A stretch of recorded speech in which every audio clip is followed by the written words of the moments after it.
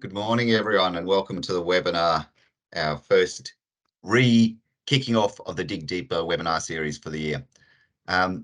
We've got a few people still joining, but we thought we would get underway. For those who don't know me, my name is Guy Boggs. I'm the CEO of the Cooperative Research Centre for Transformation in Mining Economies. Before we get started, I'd like to acknowledge the traditional custodians across all the lands on which we live and work, and pay our respects to elders both past and present. I'm joining you today from Balladong country of the Noongar Nation over here in Western Australia. And of course, today is a very special day, being National Sorry Day, and an opportunity for us to acknowledge the relationship that First Nations and Europeans have had over the last 200 years or so, and a great opportunity for us to look into, make sure that we're focusing on truth telling and exploring the relationship that has been disrupted in many areas between First Nations and Europeans, and how we can make sure that we're building stronger relationships walking together moving forwards. That's a really critical theme for our CRC and a really critical theme to mining and the mining relationship, both before, during and after the mining process, acknowledging the enduring connection to country that our First Nations people have and always will have. So today's webinar, what we thought we'd do is go back in time and explore our foundational portfolio of research. That'll be presented by Professor Tom Measham, our Research Director, who has a background and extensive academic record looking at sustainability, regional development, the interface of resources, projects and community. The end session will be facilitated by our External Relations and Impact Director, Gillian D'Urso, who has joined us in the last 12 months from the Minerals Council of Australia, where she led the social policy group. An outstanding team here at CRC TiME, and a great opportunity for us to raise some questions. Before we get underway, I also wanted just to acknowledge we're 2.5 to 3 years into our CRC journey, and the world has fundamentally shifted during that time. And I wanted to note, and to my view of the world, never before has the CRC and the work of the CRC been more important. In that context, we've seen the energy transition driving a new frame of the way in which we value different aspects of our projects and life cycles. We've seen pressure being put on parts of the coal industry, acknowledging not all, and a transition concept that will be affecting them. Tom has joined a National Science Foundation international research network looking at coal transitions around the world. But also at the same time, we're seeing increased pressure and excitement to supply the new minerals that are going to support the energy transition. And as we go into this fantastic new mining world, we go in with a very clear acknowledgement that closure is a critical part of any new project going forward. So beginning with the end of the mine in mind is critical. The other key point that's changed is many of the areas of our mining regions in Australia in particular, haven't had land competition, really. Some areas, to some extent, not like the European model. But across Australia, we're seeing competition for land access, and that's partly again linked to the energy transition, and it's raising other questions around the way in which mining and mine closure transitions can support multiple uses or some of these other industries. The third point I wanted to note was the changing policy environment that we've seen in the last few years, acknowledging the EPBC Act review and the outcomes from that, and many of us have seen the new budget and consideration of a national EPA or support for a national EPA development. We've seen biodiversity repair markets and commitments to nature positive, and we've also seen commitments again in the recent budgets to acknowledging the positive things that come from economic development of decommissioning in the oil and gas industry. And we'd like to see similar opportunities develop for the mining sector. And finally, again, connecting to National Sorry Day, is the relationship between mining and First Nations communities continues to grow and hopefully strengthen. And as we look into the relationship between a mining project that has come into a First Nations community and region, working with land and the people that live there, as that mine project exits from that regional community, that transition is a critical part to get right and make sure that there are positive benefits, both socially and culturally and economically recognised to the First Nation communities. But I also want to acknowledge that extends to the broader regional communities in which our mining industry sits. Having worked in the agricultural industry for a while and living in the wheat belt of Western Australia, the relationship that Australians have, particularly in the agricultural sector, and degree of sense of place and passion for the way in which regional Australia connects to our agricultural industry is really strong.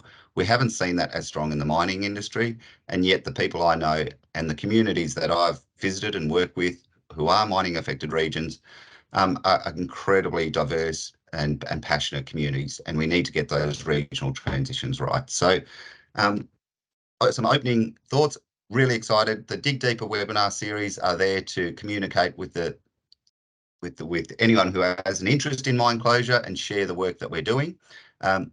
Moving forward, we've got two webinar series where we have some special guests. One, the past president of the International Council on Mining and Metals, Tony Hodge, will be presenting, and then we'll be followed by Jeffrey Jackett from the Ohio State University, who plays and has done a lot of work in transition, coal-based transitions in the US, and is part of the International Coal Transition Network. So really excited about kicking off our Dig Deeper webinar series. And I'm going to pass to Tom now to start presenting. But before I finally do that, I have a couple of housekeeping notes. One is this session is being recorded and you'll be able to access it online, and you can access past Dig Deeper webinar series off our website. Please add questions throughout Tom's presentation to the chat. Gillian will be facilitating the discussion session at the end, and there'll be an opportunity to go through those questions. And of course, as all online webinars, please make sure you're muted, and we look forward to hearing your presentation, Tom. Awesome. Thanks, Guy. So look, it's a real pleasure to be here today to be presenting in the rebooted Dig Deeper seminar series. So the title for today is Lessons from CRC TiME's Foundational Phase and Directions for Where We're Heading. So yeah, look, it's a real pleasure. And as Guy mentioned, the acknowledgement of country, just wanted to add to that, I'm on the Jaguar and Turrbal country here in Brisbane. So just wanted to add to that as well. What we wanted to do today was talk a bit about what we've learned so far, how we've come so far. Guy mentioned that we're about a quarter of the way through the CRC, and of course the main program of research that we've had in the beginning was what we called the foundational research portfolio. So this portfolio was 22 projects, really focused on not just what you might call background research or foundational research, but also a process of building networks of practice and connections between different parts of the CRC, between research teams. So a lot of these projects had teams which were from multiple research providers, universities, CSIRO, but also we had a high level of engagement throughout our partner base, so industry and government and community and all of our colleges, the First Nations colleges, all of the Mets colleges, all involved in the steering groups, in the advisory groups. So there's been a high level of interaction throughout this process, and it was very much foundational in terms of research, in terms of setting the scene for the rest of the CRC, but also foundational in terms of the way we go about our work. So that's kind of a key point of information there, I think. Definitely was around bringing together knowledge bases and also identifying gaps. So there's 22 projects. They were mostly fairly short projects, so most of them were around about a year.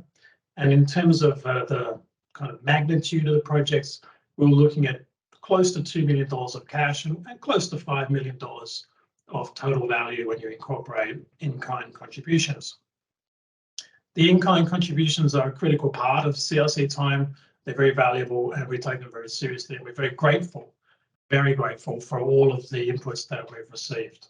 Of course, it's important to note that the range of projects was spread across these 4 type program areas, plus in addition to that, some strategic projects which spanned multiple programs and were much more kind of broad-reaching in terms of their remit.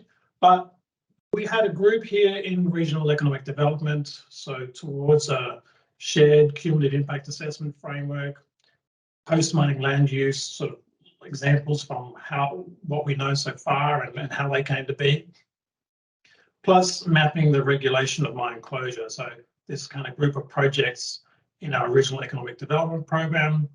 Then we also had another suite of projects in the risk evaluation and planning program, starting with understanding stakeholder values, exploring issues in mine closure planning, very important area, looking at current tools and techniques in risk evaluation and planning, and then identifying risks and opportunities in mine closure planning. So a sort of a risk framework and way of looking at risks and thinking that through.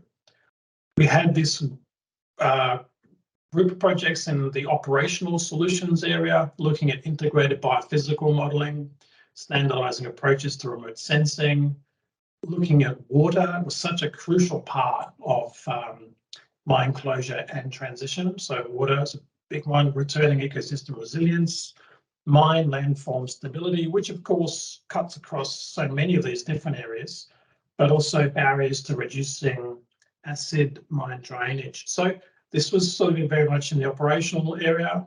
And then we had a group of projects in collaborative infrastructure.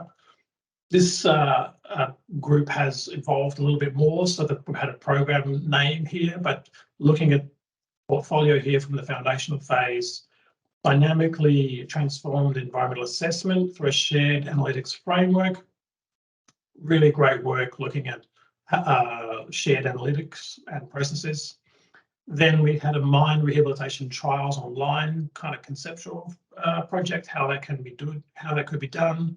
We had a network of demonstration sites so we can learn at the site scale. And then we had a knowledge hub, e-library, plus a piece of work on abandoned mines in Australia. Then finally, we had these projects, this cluster, what we're calling strategic solutions, understanding the path to impact, which of course is such a critical part of CRC TiME and all the CRCs, where we really are on a crucial path to impact, and understanding the nature of that path and how to do it well. It's so important. Foundations of Indigenous inclusion, which was a really great piece of work, really positioned us very well for the next phase. And of course, climate transitions and closure. So that is the sort of the overview of the foundational portfolio. It produced a pretty large volume of work, a great volume of work. And I had the joy of reading all of it. So as the research director, part of my job is to actually look at all the work, partly in terms of sort of overseeing its delivery, but also in terms of the publication process. So, and it was a thrill to read all of this work. And I went, in looking at it, I just thought, so what are the overarching lessons? If we had to distill it down into just a handful of things, if we had to take 3 takeaways from the entire portfolio, what would they be? Great challenge, and I really enjoyed thinking that through. And these are the lessons that I came up with, which were really emerging from the work. If you just looked at multiple projects, these things kept coming up again and again across the portfolio. So number one is that there is a limited recognition of the concept of transition and what it means in practice. So really, what is transition about? What does that mean in practice? That was a very key theme, which we'll go into in a little bit more detail later, but I'll just note the other two. So the next one was post-mining transition is fundamentally about values. It is a question of values. That is very much a key piece of, or a key insight that emerged across multiple projects. And then for the biophysical dimensions, the key issues are integration, scale, and forecasting. So I'll speak to each of these sort of one by one in a little bit. I'll just move on to the first one now. First one is that there's limited recognition of the concept of transition and what it means in practice. And I think it's really useful to take a comparison here with the concept of closure. So when we talk about closure, people have a tendency to know what we're talking about. Closure is defined in regulation. It has a pretty much agreed set of core elements. So for example, you'll often hear people talk about closure in terms of safe, stable, and non-polluting. Those sort of three key terms. We don't really have that for the concept of transition. That's not really evident yet. So, and there's no such agreement of what post-transmission should be or could be.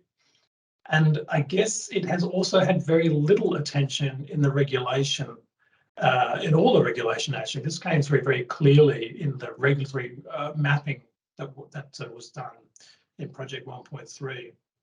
There's a lot of attention to closure, but there's virtually none in terms of transition.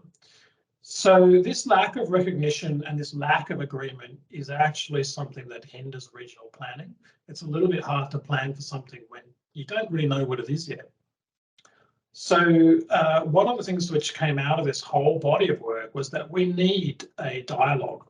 We need a dialogue on what post-mining transition means in given contexts, and also from diverse perspectives.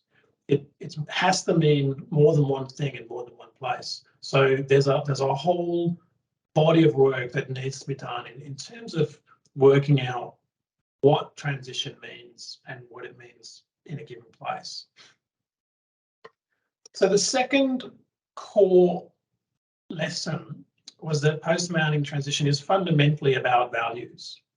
And there's a strong need to understand and respect the range of values in different contexts. There's always multiple values. And here the role of place is crucial.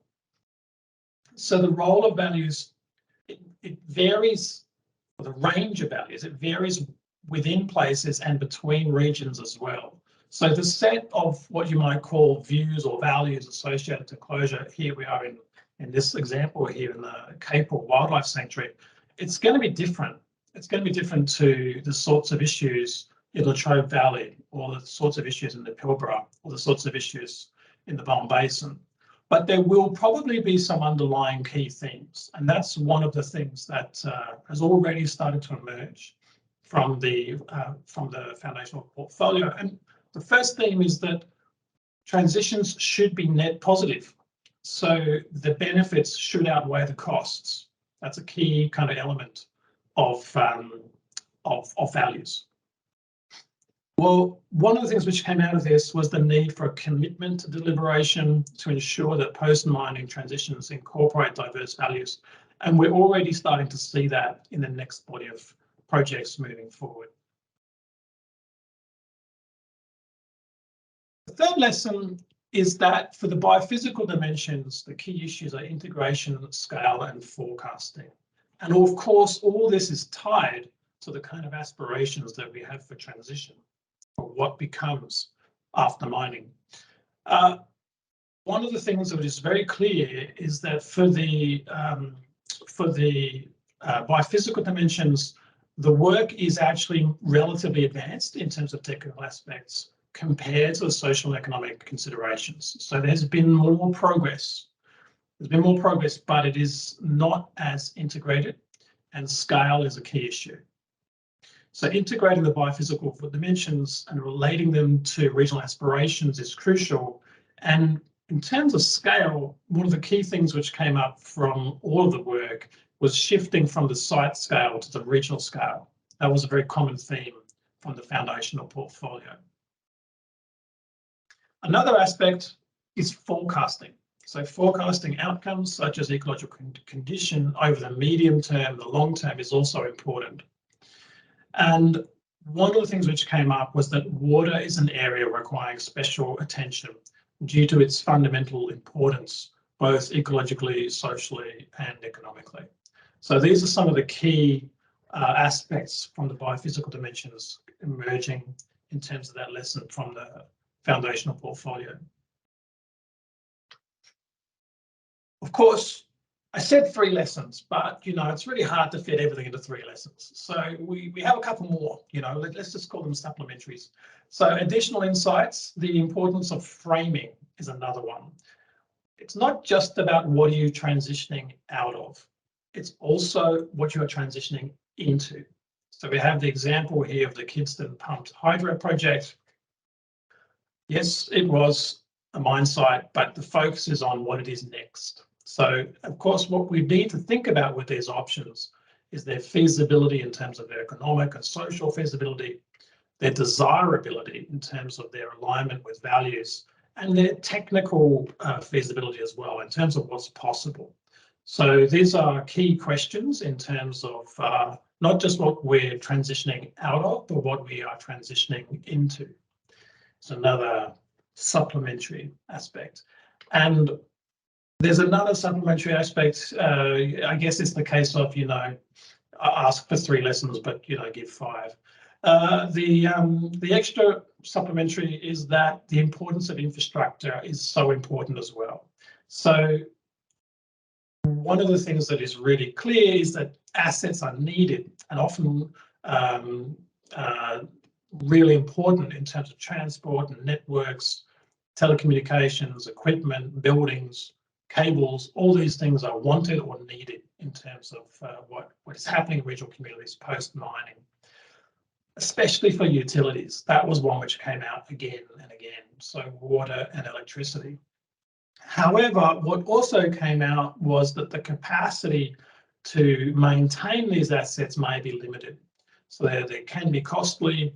They may require upgrades or other types of changes to a post-mining situation. They may need to be reconfigured in some way. That may come with additional cost. And also that sometimes if the closure process has been slow or experience delays of some nature, the assets can degrade. So that's another aspect too. There's a time involved in this. But these assets are really important in terms of providing access to markets and access to customers. So yeah, I guess that's sort of another additional insight. What we also wanted to do in this opening webinar for the new series is provide a few examples of selected recent and emerging projects. So we've had some projects. This is projects post foundational portfolio. Some have been going for a little while and some have only really just started and some are kind of on the starting blocks right now. But we'd like to start with the improved prediction and remediation of acid mine drainage project, which has been going for a little while. And it focuses on AMD and examination of mine waste behaviour at the meso scale. So again, that issue of scale is really important. This project uses mineralogy and microbiology for assessment and remediation of the undersaturated mine waste zone, and it addresses the gap between lab scale methodologies and mine site implementation through emphasis on mesoscale testing. One of the things that this project is also looking at doing is really engaging with procedures for AMD waste disposal planning and looking at updating guidelines for AMD management. If you'd like some more information about this project, we have the link here and we can provide that in the chat, or we can provide it after the seminar. Another project which has only started just quite recently is Regional Economic Transition Framework. And it's really around how to secure and leverage mining benefits for long-term prosperity.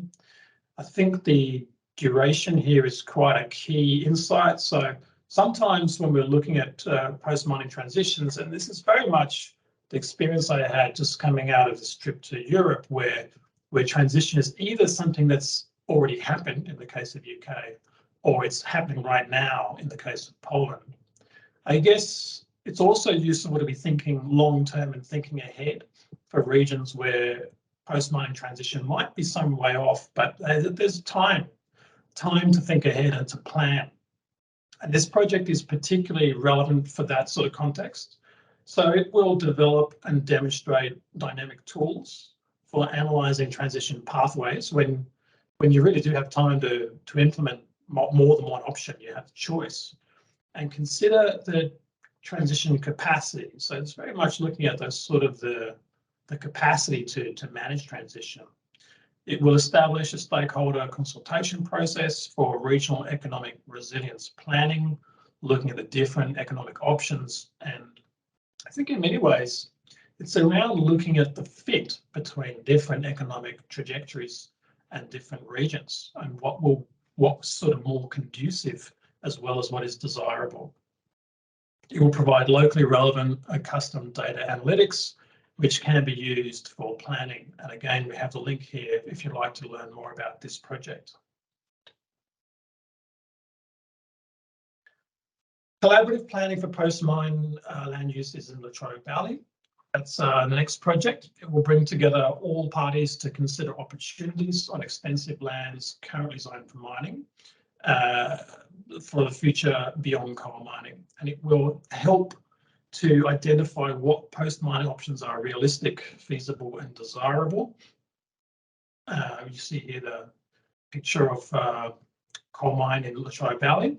It will provide a platform for deliberation, and I think deliberation is such a key component of this project. So really getting different groups together to really talk it all through is so important. And in so doing, it will build community literacy on opportunities and challenges, and it's involving quite a range of important groups and stakeholders and interests and rights holders here in Latrobe Valley. And if you'd like to learn more about this project, we've got the link here too. Another project really at the early stages is the Regional Cumulative Effects Assessments Project, first stage, stage 1. It will be developing case studies on assessments that help to understand the cumulative social, economic, cultural and environmental impacts and benefits of development. The work will show how these assessments can inform better long-term regional planning with a focus on that regional scale. Very much another point which connects with the lessons from the foundational phase. And it will provide guidance for when an assessment can add value and what form of assessment, as in cumulative effects assessment, because there are different forms that it can take. And one of the things which came out of the foundational work in this area is that there are many different types of cumulative effects assessment, and they have different relevance in different contexts. So understanding those and understanding their benefits is going to be really important, and looking at potential sites to develop case studies of those. Again, we have the link here if you'd like more information about this project. Some work which has been going on for a little while now, and some of it is starting to wrap up, and some other it is it's still ongoing. It's the natural capital accounting in the mining sector. It's a family of projects, and the aim is to develop a compelling business case for natural capital accounting and a system for doing that within the industry. And it is developing these case studies which demonstrate and articulate the business case for doing natural capital accounting, the barriers to uptake for natural capital accounting, and the opportunities that arise from engaging with this form of accounting. This project is a collaboration between many of our partners, but in particular Curtin University and Murdoch, Minerals Council of Australia, BHP, Alcoa, Additional Finance, CRC, and we'll see, but actually also several more, because it's like I said, it's a group of projects. So this one here is focusing particularly on the business case, but we have some other wider set of case studies around the country. One thing we'd like to talk more about now is expanding our education portfolio. So education and training is very much part of the CRC approach. It's very much embedded in the CRC model. We began, of course, with PhD students, so that's the sort of the black rectangle here on the left-hand side, but that's not where it stops. So we are very much focused on providing different types of training, different types of education, and one of these is a massive open online course. So that's the light green box here in the middle at the top. So it's a focus on post-mining transitions, and it's going to be an open access course, which is currently in the process of being developed. It will be freely accessible to all of our members and actually to the public at large. So it'll be publicly available. And for a small fee, there will also be an exam if you want to get a qualification. We might pick up on this a little bit later. But what I also want to note here is just looking at the rest of this portfolio, we have kind of master's offerings. We have a strategic education training review. So this is quite important actually, because there's a lot going on in the education space, and CRC TiME needs to think, what is the best way we can contribute to the broader environment of education and training for mine closure and transition? One of those elements is this vocational education and training, with a focus on developing a national training pathway for Indigenous Australians. So this is another new project, which I think we might just talk a little bit more about. Starting with the strategic education and training review is quite important, and when we kind of look at expanding the detail, because we need to look at the context. So we want to put this one up here.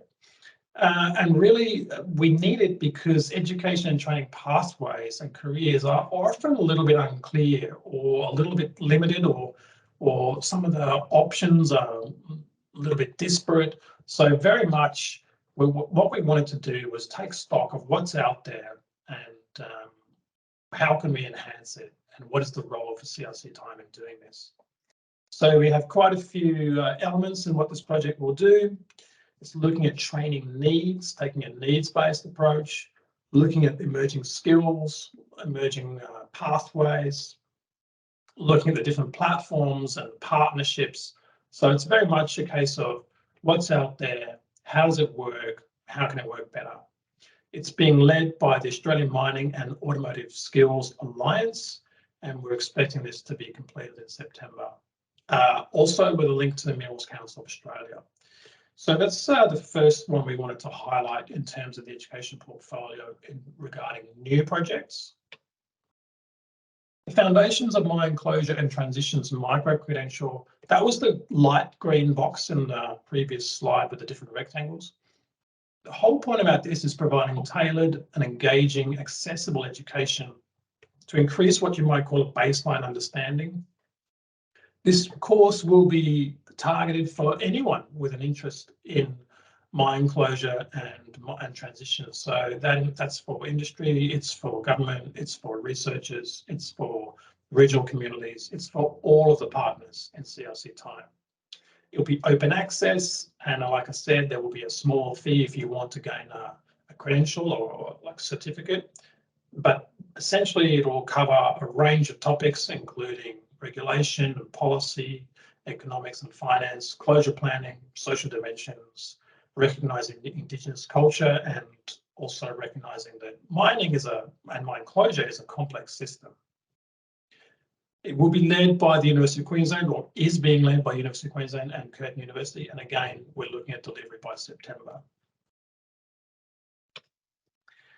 The next one we wanted to highlight is what we call Songlines, the National Training Pathway. And this was the final of those boxes on the kind of model we had before with the boxes, with the rectangles.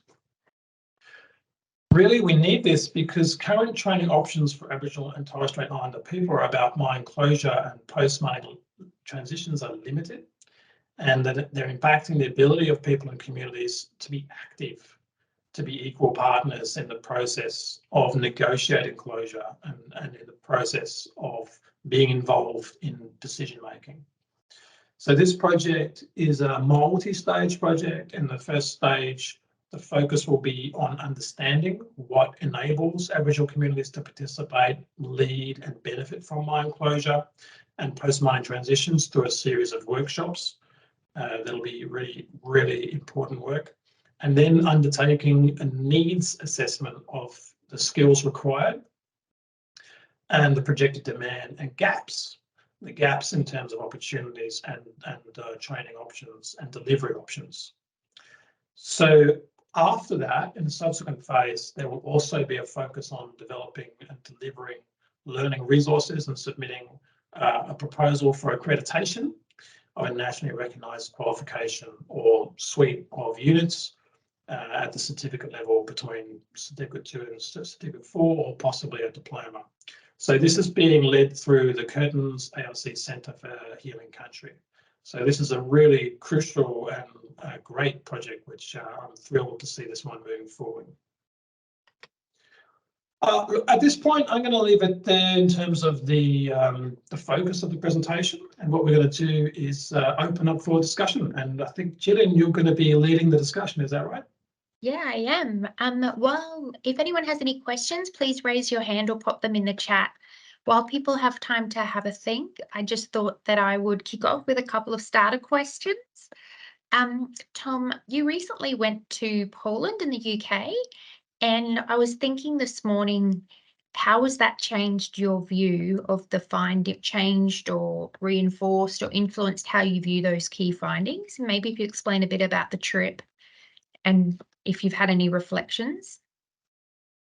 Yeah, sure. So many things, and it's quite interesting. So the context is so different to Australia. So in the case of UK, where they've already closed coal mining down, one of the things which was really, really striking was the legacy of transition. It lasts for a very long time. So even though coal mining closed a long time ago, they're actually sort of still experiencing transition in many ways. It's still affecting the society.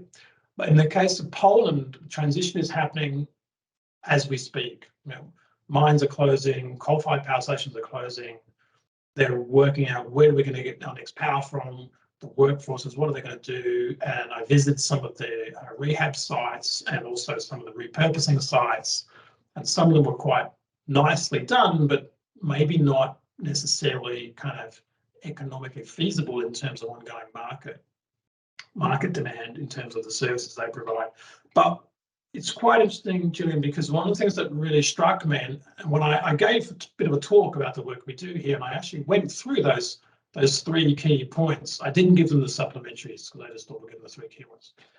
And they said, you know what, Tom, that just applies here too. Those things, yes, we understand that Australia is a different context. We understand that, you know, coal mining is expected to continue for a long time, especially with the metallurgical coal.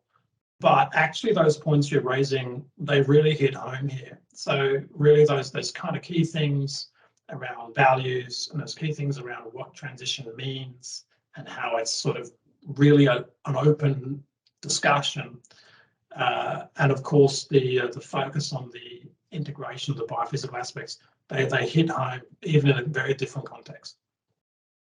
Speaking of that, Tom, I wondered when we started the portfolio, and I know you came in as research director kind of partway through, do you think there was anything that changed in our thinking about mine closure and post-mine transition? So obviously we had those findings, but is there anything that you saw was very different from how we started? Yeah, look, I think that point around, which we just sort of one of the supplementaries, which was around focusing on what we're transitioning to rather than what we're transitioning out of. I think that was one of the main changes. So I guess it's only if you're focusing only on half the issue, you know, what you're moving away from, then that is actually it's not so useful. You need to be thinking about what you're moving to, and particularly the focus on opportunity. And I guess that is perhaps another of the differences I saw with this trip to Poland and UK. The focus on the opportunity is something that they've struggled with. And I think because we've got more time on our sides in many of our regions, I think we've got time to really think through the opportunities and think through the benefits that can come from coal mining transition and other types of transitions for other types of mining. So yeah, I think yeah, the focus on opportunity would be a big one, and the focus on, you know, what comes next in a positive, looking at it through a positive lens, I would say is kind of one of the shifts in our thinking. I might just ask another question if we don't have any, or please come up if you'd like some.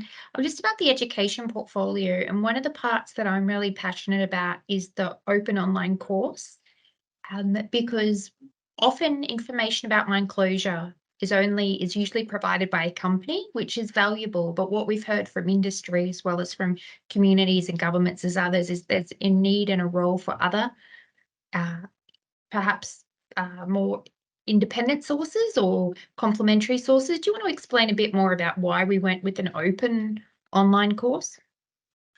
Yeah, absolutely. And I think there's a couple of different aspects to that. And one of them is, let's sort of start with value for our partners. So one of the advantages of an open course is that it's not just, you know, one person from each of our representative partners can, there'll be 80. It's actually everyone in all of our partners. That's, you know, the whole staff of mining companies, the whole staff of government departments. So it's partly around just the value in terms of the numbers. That's a factor. Another factor, though, I think in terms of the way it's been set up is to come back to your point around information provided by mining companies. Well, we wanted to provide information which is useful and relevant and helpful, not just for people in the industry, but for people in government as well, and also in regions and for all of our partners. So there's an emphasis partly on just making it available, not only for our members. So our members, we've got a rich and diverse membership, but in all of their work, in all their roles, they work with people outside of our membership base too. So that we're providing a service not just for our members, but also for the people that they work with. So that was very much a focus on the preference, I think, for the open course. So Tom, we might wrap up. We might have our last question so we can give everyone an early mark on a Friday, or we always aim for about 45 minutes because that gives you time to get ready for your next commitment. What are you most excited about in terms of being part of the CRC at this point? I see on the call that there's a number of different people that I'm not sure if they've been part of our CRC or they've been involved for a while or they're new. And there's a lot of being a CRC is a lot different to other forms of research or engaging a consultant. Kind of what are you excited about with our unique offering and what this means for the direction? Yeah, look, it's a really good question. And I think we have to go back to the heart of the CRC model. So what is the CRC model about? And it is about connection. So it's not just between, you know, one organisation, one company and one research provider like a university doing a project. It's really around bringing a wide group of people together, a range of voices to work together, to learn together. And partly we've been seeing that already with some of these college meetings. So we had these meetings over the last week or so where we brought sort of groups of partners together, and the connection where you can see when people come together. Well, in the case of this picture we have on the screen here, just bringing these people together to share their experiences, to plan together, to think ahead, it's really valuable. And that's something that CRC TiME is actively involved with, and if in terms of, you know, what I get really excited about, then that'd be number one, I think. Fantastic. Well, I'll leave you to close up, but thanks for the chance to ask questions. If anyone has any follow-up, please let me or a member of our team or Tom know and we'll get back to you. Do you have any final closing thoughts, Tom? Well, I only want to say that it's always a pleasure. It's great to be working with all of you, and what we will look forward to is more of these deeper webinars. We're going to bring out, as Guy said at the beginning, we have some special webinars coming up. So we have some visiting people coming to Brisbane, come to Australia, but we will be hearing more from these new projects. So the projects which I outlined there, the AMD project and the Cumulative Impacts project and the economic forecasting project. We're going to be hearing from all of these in upcoming webinars. So please do look out for those, and we look forward to seeing you again soon.